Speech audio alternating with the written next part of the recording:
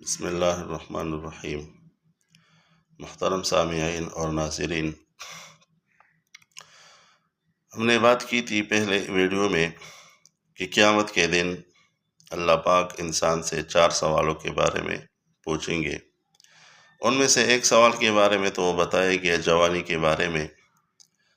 اب دوسرا سوال جو ہوگا وہ ہوگا زندگی اور عمر کے بارے میں، کہ آپ نے زندگی کس مشغلے میں گزاری تھی اور عمر آپ نے کیسے گزاری تھی۔ اسی طرح جو ہے اگلا سوال ہوگا کہ آپ نے مال کس طرح کمایا اور کس طرح خرچ کیا۔ آیا حلال طریقے سے اللہ کی مرضی کے مطابق کمایا اور حلال طریقے پر پھر اللہ کی مرضی کے مطابق اس کو خرچ بھی کیا، یا جو ہے فضولیات اور خرافات اور بدعات کے اندر مال آپ نے خرچ کیا۔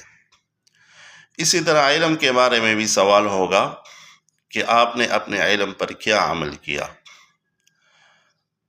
تو انسان کو جن چیزوں کے بارے میں معلومات ہے وہ اس کا عالم ہے، اس کے پاس اس چیز کا علم ہے۔ یہ ضروری نہیں ہے کہ 8-10 سال آپ مدرسے میں گزارے اور پھر اس کے بارے میں آپ سے سوال کیا جائے گا، بلکہ آپ کو پتہ ہے حلال کے بارے میں، حرام کے بارے میں، جائز کے بارے میں، ناجائز کے بارے میں۔ جن چیزوں کا آپ کو معلومات ہے اور آپ کو معلوم ہے صحیح اور غلط ہونے کے بارے میں، تو آپ ان چیزوں کا عالم ہو، آپ کا ان چیزوں کے بارے میں سوال آپ سے کیا جائے گا۔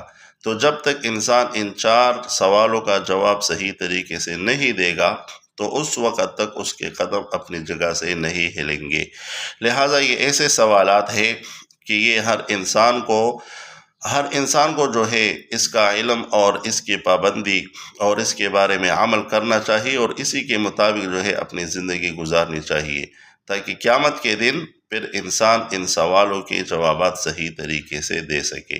اللہ رب العزت تمام مسلمانوں کو ان 4 سوالوں کے، اسی طرح جو بھی سوالات ہوں گے ان کے جوابات انسان کے لیے آسان فرمائے۔